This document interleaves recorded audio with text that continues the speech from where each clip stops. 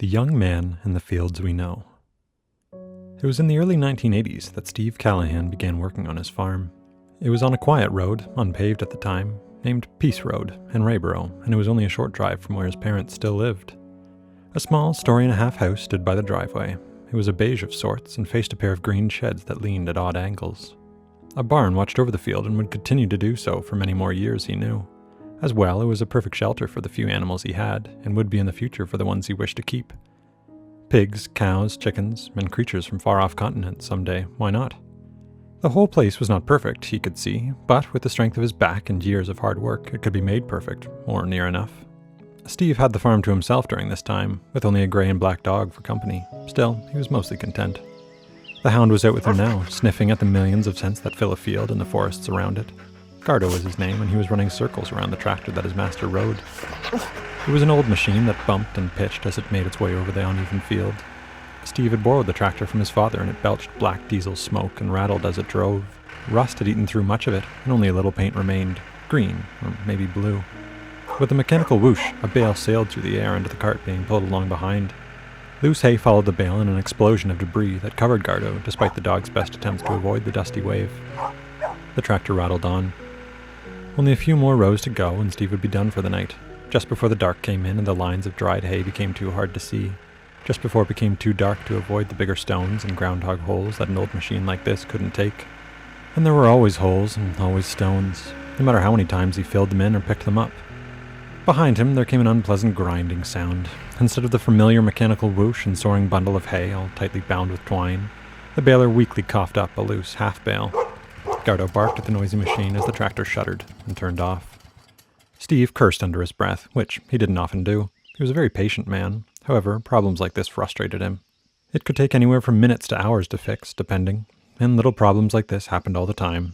Machines broke, animals escaped their pens, and tools went missing. No matter how hard he tried to keep his shop organized, it always seemed to disorganize itself as soon as he looked the other way. The man slid out of the seat, landed in the field with a sigh, and walked back to the baler to try to see what the problem was this time. He patted the black and grey head of Gardo, who was still barking at the uncooperative machine, as he went by. Lifting up a rusty side panel revealed the baler's inner workings, a mess of oily guts of gears and tendons of belts and bolts. Reaching his arm far past the cogs and pistons, he had his face pressed so close to the grimy bits he could hardly see what he was looking for. The man could feel something snagged and blocking the belt that fired the hay bales. It was a strange, misshapen thing, wrapped up tight with baler twine. Steve pulled, and the object fought back.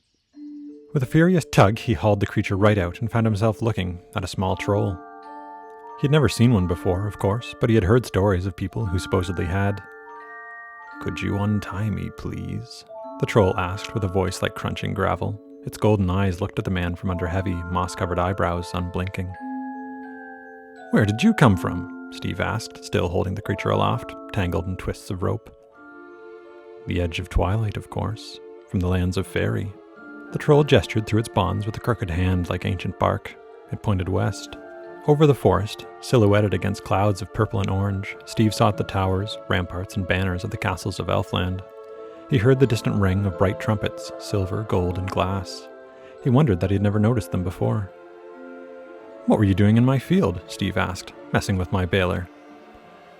"I have been here often," the troll replied, "since before roads and houses grew up, since when trees could walk and the very stones could talk. Back before these were the fields you know." "But what were you doing?" the man repeated. "Mischief, I suppose," rumbled the troll. "It is in my nature. I borrow trinkets I find to give to the king of Elfland. I make holes in your fences and plant rocks in your fields and watch them grow. Sometimes I help organize your sheds. Surely you've noticed. Now, you seem to have me at your mercy. If you release me from my binds, we can discuss an adequate reward." Steve was a kind-hearted man and needed no reward for untangling the strange creature. Perhaps just a promise to return some tools that recently went missing. He was going to say as much, but as the last cord was untied, the troll fell to the ground and landed with his knobby arms nearly touching his toes. "Fool!" It spat the word like venom. "As long as I was bound, I was at your mercy. You could have asked anything of me, and I would have had no choice but to deliver. Castles and lands and fairy, coins of gold and gems of precious hues, a cup filled with the very water from the well at the world's end. Fool! You released me before the terms were reached. As such, you have no power over me." With that, the troll bounded and capered away over the fields, tossing hay as he went. Gardo gave chase, as any faithful hound would, yet, being from the fields we know, he could not hope to catch a creature from the lands of twilight. Night had fallen, and the sky was lit with the first stars as Steve walked the field home. The bailior would have to wait until tomorrow. Life moved on, and a subtle change was wrought in the man, for men cannot speak with the citizens of twilight and not be changed. The king of Elfland, in his high towers, seldom looks to the fields we know, but he is kind and generous, just as many of his subjects are mischievous and sometimes cruel. On rare occasions, only a few times in an age, the king of Elfland takes notice of those across the borders of twilight and shines his light upon those of a good heart. His gift to Steve was subtle, but those who know what to look for can see it still. Star-touched, they call him. No one who spoke with the man could go away without being happier than they were before. His words brought calm and solace to many, and he spread his gift freely, asking nothing in return. Eternal youth is not given to those of our realm. Still, it would be many long years before even a hint of the frost of time would so much as touch the man's hair. It has been 4 decades now since Steve Callahan had his strange encounter among the neat rows of hay.